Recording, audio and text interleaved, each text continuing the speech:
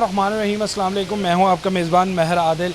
नाज़रीन, solar energy जो है वो पाकिस्तान के अंदर दिन ब दिन तरक्की करती जा रही है और इसके हवाले से जो एक बजट से पहले टैक्सेस की भरमार की बात की जा रही थी, लेकिन हुकूमत ने जो है वो टैक्सेस नहीं लगाए सोलर एनर्जी के ऊपर।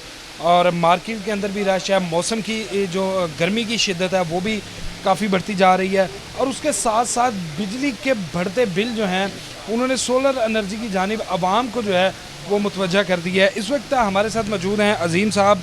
सोलर का बिज़नेस है, मज़ीद उन्हीं से जानते हैं कि कितना फ़ायदा कितना नुकसान, और ये जो मार्केट के अंदर इन्वर्टर्स के हवाले से बातें की जा रही हैं, देसी इन्वर्टर और इम्पोर्टेड इन्वर्टर, इनमें क्या फ़र्क है। अस्सलाम वालेकुम। जी वालेकुम सलाम। अच्छा, सबसे पहले तो ये बताएं कि आप कह रहे थे कि सोलर के ऊपर जो टैक्स लगने जा रहा है, लेकिन टैक्स तो नहीं लगा, लेकिन कीमतें अभी भी जो हैं वो आवाम की पहुंच से दूर हैं, मज़ीद कम होने के चांसेस हैं। जी, पैनल्स जो सोलर पैनल है ना, उनमें काफ़ी कमी आ रही है। तकरीबन ईद से लेकर अब तक पर पैनल के पीछे 3500-4000 का फ़र्क पड़ गया। जो सोलर इन्वर्टर हैं वो मार्केट में शॉर्ट होने की वजह से उनके रेट बढ़ रहे हैं। सोलर पैनल दिन ब दिन कम हो रहा है रेट। अच्छा, इन्वर्टर जो हैं वो शॉर्ट क्यों हो रहे हैं? स्टॉक किया जा रहा है, माल पहुंच नहीं रहा, या इनके ऊपर कोई टैक्सेस वगैरह, कोई हिडन टैक्सेस जो है वो लग चुके हैं? टैक्सेस वगैरह नहीं, बेसिक ना जो इन्वर्टर के बीच में आईसी वगैरह इस्तेमाल होते हैं ना, वो चाइना से इंपोर्ट किए जाते हैं। तो उनमें थोड़ी शार्टेज वगैरह बनी हुई है आईसी की, जिसकी वजह से कंपनियों में या जो लोकल इन्वर्टर बन रहे हैं वो शार्ट हुए हैं। ऐसी महंगे होने की वजह से उनके रेट बढ़ रहे हैं। अच्छा, मुझे ये बताएं कि 3 kVA, 4 kVA, 5 और 6 kVA, ये 4 इन्वर्टर्स हैं, इनकी क्या प्राइस है? जो 3 किलोवाट का इन्वर्टर है वो तकरीबन आपको 95,000 से 1,10,000 की रेंज में इजीली मिल जाता है। इम्पोर्टेड जो और देसी जो देसी है वो नॉर्मली आपको 27-28,000 से मैक्सिमम 35,000 में मिल जाता है, देसी इन्वर्टर जो देसी। और 4 kVA 4 किलोवाट जो इम्पोर्टेड है वो 1,35,000 रुपये का है। जो देसी में आता है वो 45,000 रुपये का। 5 किलोवाट 55 में देसी है और 1,50,000 का इम्पोर्टेड है। 6 किलोवाट चला जाता है 1,85,000 रुपये में इम्पोर्टेड, और जो देसी है वो तकरीबन 65,000 रुपये। अच्छा, वारंटी दोनों की सेम है, 1 साल है देसी की भी और उसकी इम्पोर्टेड की भी, फिर फ़र्क क्या है दोनों में? बेसिक जो इम्पोर्टेड इन्वर्टर होता है ना, उसमें ऐसी इम्पोर्टेड और अच्छे ऐसी इस्तेमाल किए जाते हैं जिनकी लाइफ होती है ज़्यादा, जो प्रॉपर लोड उठाते हैं। अब एक आपके पास 3 किलोवाट का इम्पोर्टेड इन्वर्टर है और एक लोकल इन्वर्टर है। जो इम्पोर्टेड इन्वर्टर है वो 3 किलोवाट का पूरा लोड उठा सकता है। जो लोकल है उसके ऊपर आप 3 किलोवाट का लोड नहीं पूरा डाल सकते। अगर 3 किलोवाट का पूरा लोड डालते हैं वो ट्रिप कर जाता है, यानी कि उसके ऊपर आप 1800 से 2000 वाट का लोड डाल सकते हैं। अच्छा, ये फ़र्क है। तो मुझे ये बताइएगा कि जो ये इन्वर्टर्स हैं, इनको ये एसी के फ़र्क है क्या? पाकिस्तान के अंदर वो इम्पोर्टेड एसी जो हैं, जो आप कह रहे हैं कि उनके इन्वर्टर्स के अंदर लगते हैं, उनको ला के पाकिस्तान के अंदर उनकी मैन्युफैक्चरिंग नहीं की जा सकती? बिल्कुल हो सकता है इस तरह, मगर उसमें यह है कि अगर जो जिस तरह सोलर पैनल के ऊपर टैक्स माफ़ हुआ है, अगर वो आईसी के ऊपर, मदरबोर्ड के ऊपर, इन्वर्टर के ऊपर भी अगर हुकूमत टैक्स माफ़ करती है तो उनके रेटों में भी कमी आएगी। अक्सर हम देखते हैं मीडिया पे, सोशल मीडिया पे अपनी प्रमोशंस के लिए बड़ी बड़ी बातें की जाती हैं, 40,000 में जो है वो इन्वर्टर लें और इसके ऊपर 2 एसी चलाएं, और ये क्या स्टोरी क्या है? ये सब फ्रॉड है। कस्टमर भी हमारे पास नेट पे देख के आता है जी 1 पैनल पे एसी चलाना है या 2 पैनल पे एसी चलाना है, ऐसा कुछ भी नहीं है। अगर नॉर्मल सिंपल आपने एक एसी चलाना चाहते हैं 1 टन का, तो उसके लिए आपको मिनिमम 6 पैनल चाहिए। 1.5 टन के एसी के लिए मिनिमम 6 चाहिए। 1 टन के इन्वर्टर एसी के लिए आपको 4 पैनल चाहिए। 4 पैनल जी। अगर आप अपने पूरे घर का लोड चलाना चाहते हैं जिसमें 1.5 टन का एसी, फ्रिज, लाइटें, पंखे, फ्रिज, वॉशिंग मशीन वगैरह, तो नॉर्मली जो है 10 पैनल रिक्वायर्ड होते हैं। एक 5 किलोवाट का सिस्टम रिक्वायर्ड होता है, उसके भी 5 किलोवाट का सिस्टम रिक्वायर्ड होता है। अच्छा, आप लोगों के साथी हैं जो ये सोशल मीडिया के ऊपर अपनी प्रमोशन कर देते हैं जी, 2 इन्वर्टर जो हैं वो 2 एसी चल गए 1 इन्वर्टर के साथ, ये सब कुछ आपके ही साथी है, तो कभी गिला शिकवे नहीं जाके करते कि यार ये क्या, हमें क्यों?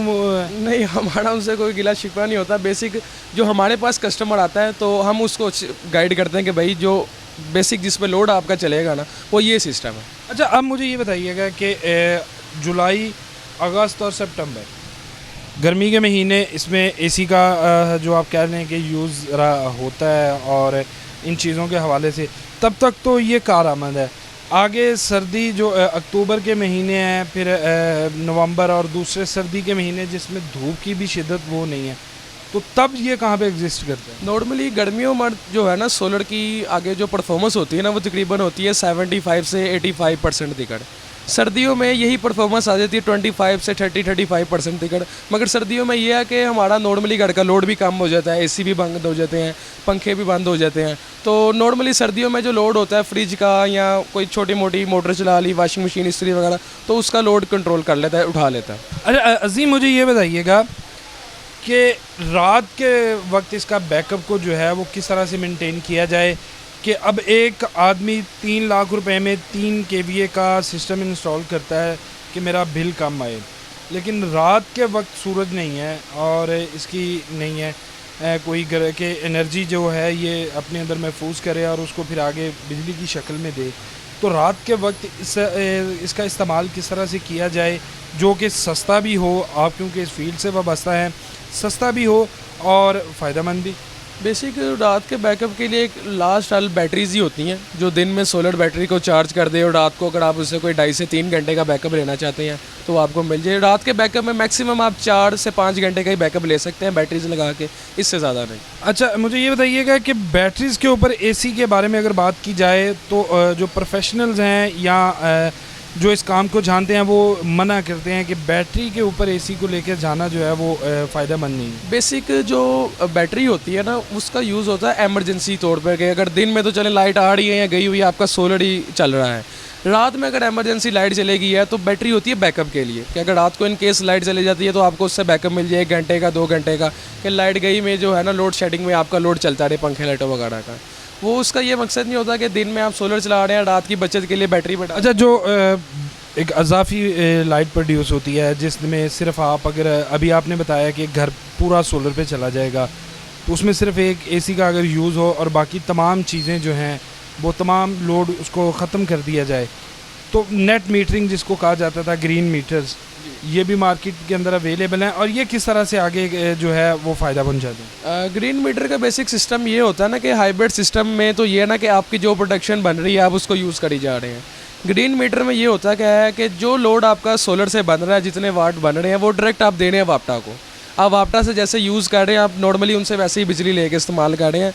मंथ के एंड पर वापटा उसकी कैलकुलेशन निकालता है कुछ इस तरह से कि मिसाल के तौर पर अगर आपने 300 यूनिट बना के दिया वापटा को 1 महीने का, तो वापटा ने वो आपसे परचेज़ करना है 18 रुपये 50 पैसे के हिसाब से। और नेक्स्ट जब जब आपने वापटा से वो यूनिट लेना तो आपको वो यूनिट 40, 45, 50 रुपये का पड़ना है। यानी कि हाइब्रिड सिस्टम जो है वो बेहतर है। हाइब्रिड सिस्टम बेहतर है, जो आप अपनी प्रोडक्शन बना रहे हैं वो आप डायरेक्ट यूज़ करी जाए। और अच्छा ये जो मीटर है, ग्रीन मीटर जिसको कहा जाता है, ये वापडा इंस्टॉल करती है या आप लोग देते हैं, इसका क्या है? ये इसमें ये होता है कि वापटा के नुमाइंदे आके इंस्टॉल करते हैं। जो पहला इन्वर्टर लगा होता है, सिंगल मीटर लगा होता है सिंगल फेस घर में, वो उतर जाता है, उसकी जगह ये 3 फेस ग्रीन मीटर लगता है, वो वापटा के नुमाइंदे ही लगाते हैं। तो मार्केट से प्राइवेट नहीं मिलता? प्राइवेट भी वो आपकी मर्ज़ी होती है, अगर आप वापटा के थ्रू लगवाना चाहते हैं उनसे लगवा लें, अपना प्राइवेट परचेज़ करके लगवाना चाहते हैं तो अपना प्राइवेट, उसकी क्या प्राइवेट के लगा लें। वो नॉर्मली जो है 25 से 30 हज़ार रुपये में आपका फाइल और मीटर तैयार होता है। आप कितने का देते हैं? हम कस्टमर को 20 से 25 हज़ार रुपये में मुकम्मल उसकी फ़ाइल मीटर तैयार करके लगा के दे रहे हैं। अच्छा मुझे ये बताइएगा एक आखिरी सवाल कि और कितनी मज़ीद कीमतें जो है वो कम होती हुई देख रही हैं? अभी फ़िल वक्त जो पैनल का रेट 37 रुपीज़ पर वाट पे आ गया है, ये मज़ीद कोई 4-5 रुपये नीचे जाएगा, यानी कि 32 रुपये पे जाएगा। हो सकता है कि इससे भी मज़ीद कम चल जाए, बढ़ने के चांसेस अब कम है। आगे सीज़न ख़त्म हो रहा है। बिल्कुल इस तरह ये सीज़न है, कुछ स्टॉक भी काफ़ी आई जा रहा है, टैक्स इसके ऊपर पहले ही माफ़ है और स्टॉक काफ़ी ज़्यादा आ गया। इस टाइम पोर्ट के ऊपर भी काफ़ी कंटेनर खड़े हुए हैं सोलर के, तो जिसकी वजह से जो है ना रेट दिन ब दिन नीचे आ रहे हैं और मज़ीद कम होंगे रेट। बहुत शुक्रिया जी। नाज़रीन, ये एक अच्छी खबर आवाम के लिए और जिन्होंने सोलर इंस्टॉल करवाना है उनके लिए कि सोलर जो है वो मज़ीद सस्ता होगा। इन्वर्टर्स के बारे में जो यहाँ पर मार्केट के अंदर इस पेशा के साथ वाबस्ता लोग हैं उनके बकौल कि अगर इन्वर्टर्स के अंदर इस्तेमाल होने वाली जो चीज़ें हैं उनके ऊपर भी अगर टैक्स माफ़ कर दे तो गवर्नमेंट, तो फिर ये जो सोलर एनर्जी है ये आसानी हर आदमी की भी पहुँच में होगी और पाकिस्तान के अंदर जो एनर्जी क्राइसिस हैं उसको हल करने में एक ये मददगार साबित होगा। इसके साथ ही मुझे दीजिए इजाज़त, अल्लाह ने के बाद।